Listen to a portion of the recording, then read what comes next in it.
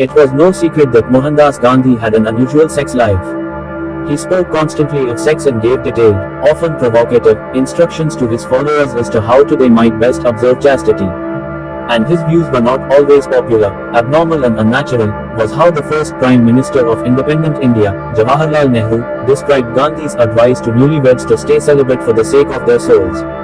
But was there something more complex than a pious plea for chastity at play in Gandhi's beliefs, preachings and even his unusual personal practices, which included, alongside his famed chastity, sleeping naked next to nubile, naked women to test his restraint?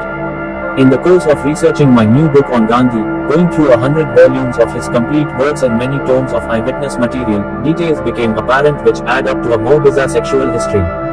Much of this material was known during his lifetime, but was distorted or suppressed after his death. During the process of elevating Gandhi into the father of the nation, was the Mahatma, in fact, as the pre-independence Prime Minister of the Indian state of Travancore called him, a most dangerous, semi-repressed sex maniac. Gandhi was born in the Indian state of Gujarat and married at 13 in 1883. His wife Kasturba was 14, not early by the standards of Gujarat at that time. The young couple had a normal sex life, sharing a bed in a separate room in his family home, and Kasturba was soon pregnant. 2 years later, as his father lay dying, Gandhi left his bedside to have sex with Kasturba. Meanwhile, his father drew his last breath. The young man compounded his grief with guilt that he had not been present, and represented his subsequent revulsion towards lustful love as being related to his father's death. However, Gandhi and Kasturba's last child wasn't born until 15 years later, in 1900.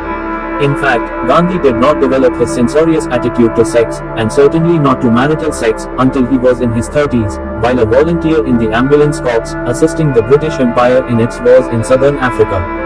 On long marches in sparsely populated land in the Boer War and the Zulu uprisings, Gandhi considered how he could best give service to humanity and decided it must be by embracing poverty and chastity.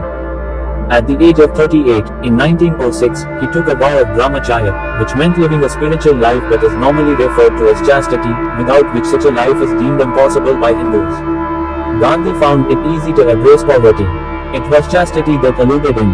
So he worked out a series of complex rules which meant he could say he was chaste while still engaging in the most explicit sexual conversation, letters and behavior. With the zeal of the convert, within a year of his vow, he told readers of his newspaper Indian Opinion, it is the duty of every thoughtful Indian not to marry. In case he is helpless in regard to marriage, he should abstain from sexual intercourse with his wife. Meanwhile, Gandhi was challenging that abstinence in his own way. He set up ashrams in which he began his first experiments with sex. Boys and girls were to bathe and sleep together, chastely, but were punished for any sexual talk. Men and women were segregated, and Gandhi's advice was that husbands should not be alone with their wives, and, when they felt passion, should take a cold bath. The rules did not, however, apply to him. Sushila Nair, the attractive sister of Gandhi's secretary, also his personal physician, attended Gandhi from girlhood. She used to sleep and bathe with Gandhi. When challenged, he explained how he ensured decency was not offended. While she is bathing, I keep my eyes tightly shut, he said. I do not know whether she bathes naked or with her underwear on. I can tell from the sound that she uses soap. The provision of such personal services to Gandhi was a much sought after sign of his favor and aroused jealousy among the ashram inmates. As he grew older, and following Kasturba's death, he was to have more women around him and would oblige women to sleep with him who, according to his segregated ashram rules, were forbidden to sleep with their own husbands. Gandhi would have women in his bed, engaging in his experiments, which seem to have been, from a reading of his letters, an exercise in striptease or other non-contact sexual activity. Much explicit material has been destroyed, but tantalizing remarks in Gandhi's letters remain, such as, Rina sleeping with me might be called an accident. All that can be said is that she slept close to me. One might assume, then, that getting into the spirit of the Gandhian experiment meant something more than just sleeping close to him. It can't, one imagines, can have helped with the involuntary discharges, which Gandhi complained of experiencing more frequently since his return to India. He had an almost magical belief in the power of semen. One who conserves his vital fluid acquires unfailing power, he said. Meanwhile, it seemed that challenging times required greater efforts of spiritual fortitude, and for that, more attractive women were required. Sushila, who in 1947 was 33, was now due to be supplanted in the bed of the 77-year-old Gandhi by a woman almost half her age. While in Bengal to see what comfort he could offer in times of intercommunal violence in the run-up to independence, Gandhi called for his 18-year-old grandniece Manu to join him and sleep with him. We both may be killed by the Muslims, he told her, and must put our purity to the ultimate test, so that we know that we are offering the purest of sacrifices, and we should now both start sleeping naked. Such behavior was no part of the accepted practice of brahmacharya. He, by now, described his reinvented concept of a brahmachari as one who never has any lustful intention, who, by constant attendance upon God, has become proof against conscious or unconscious emissions, who is capable of lying naked with naked women, however beautiful, without being in any manner whatsoever sexually excited, who is making daily and steady progress towards God and whose every act is done in pursuance of that end and no other. That is, he could do whatever he wished, so long as there was no apparent, lustful intention. He had effectively redefined the concept of chastity to fit his personal practices. Thus far, his reasoning was spiritual, but in the maelstrom that was India approaching independence he took it upon himself to see his sex experiments as having national importance. I hold that true service of the country demands this observance, he stated.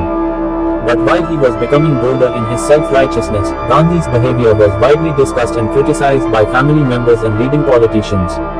Some members of his staff resigned, including 2 editors of his newspaper who left after refusing to print parts of Gandhi's sermons dealing with his sleeping arrangements. But Gandhi found a way of regarding the objections as a further reason to continue. If I don't let Manu sleep with me, though I regard it as essential that she should, he announced, wouldn't that be a sign of weakness in me?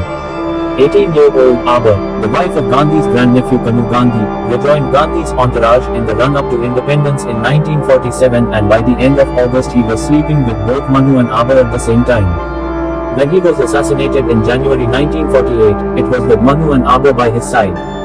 Despite her having been his constant companion in his last years, family members, tellingly, removed Manu from the scene. Gandhi had written to his son, I have asked her to write about her sharing the bed with me, but the protectors of his image were eager to eliminate this element of the great leader's life. Devdas, Gandhi's son, accompanied Manu to Delhi station where he took the opportunity of instructing her to keep quiet. Questioned in the 1970s, Sushila revealingly placed the elevation of this lifestyle to a brahmacharya experiment was a response to criticism of this behavior. Later on, when people started asking questions about his physical contact with women, with Manu, with Aba, with me, the idea of brahmacharya experiments was developed. In the early days, there was no question of calling this a brahmacharya experiment. It seems that Gandhi lived as he wished, and only when challenged did he turn his own preferences into a cosmic system of rewards and benefits. Like many great men, Gandhi made up the rules as he went along.